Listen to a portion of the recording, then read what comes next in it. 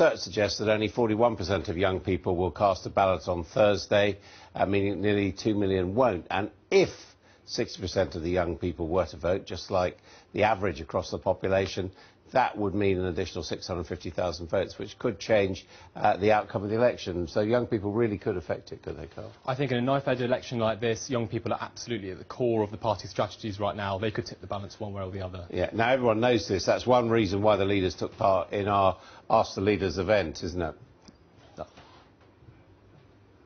What are you going to do to engage young people more and make them see, actually, no, you can actually make a change? I think the best thing that I do as a local MP is just go into secondary schools and sit down with the sixth form and have a proper, reasoned debate. Say a few words about what I think about politics, but then lots of time for loads of questions and answers. And I do that in secondary schools in my constituency. I try and do it in other parts of the country. I think that's probably the single best thing, because then you're talking to people, whether they're 16 or 18, about the things they care about.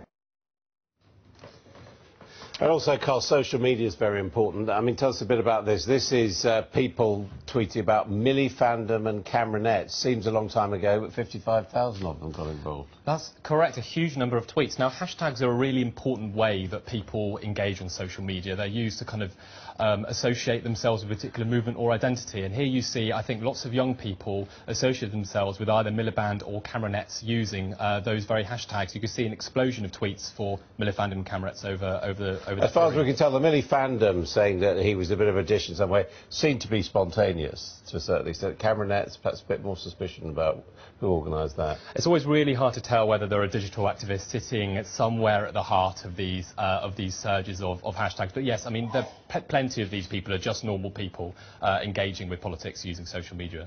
And then, of course, there's Russell Brand with his 2 million followers on Twitter. 9 million followers on Twitter and 2 million people actually subscribing to his YouTube channel. But today, Ed Miliband tried to go one better. He talked to someone called a YouTube star called Louise Pentland, also known as Sprinkle of Glitter. Now, she usually vlogs about makeup and fashion, and she's got almost double the number of YouTube subscribers as Russell Brand, 0.15 million.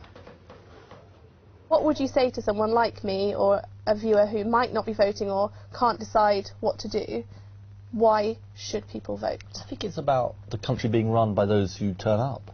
And if you think about all of the challenges that the country faces, the National Health Service, or wages, so many people are struggling to pay the bills, energy bills, the fact that there's so many low-paid jobs, insecure jobs, zero-hours contracts. I guess you may know people on zero-hours, really insecure work, or the prospects for young people's schools. All of these things, we can sort of complain about them, but it's really government that can make a difference to them. Is it like to make a difference, Carl, this type of thing? Well, our own research showed that Russell Brand has 3 times more Twitter followers than every single British MP put together. These people, these vloggers, they can reach a huge number of especially young people that politicians often struggle to. I mean, this is the word cloud that we've been looking at from social media, and it's quite interesting. Labour down there, much bigger than Conservative up there. Russell Brand, very big.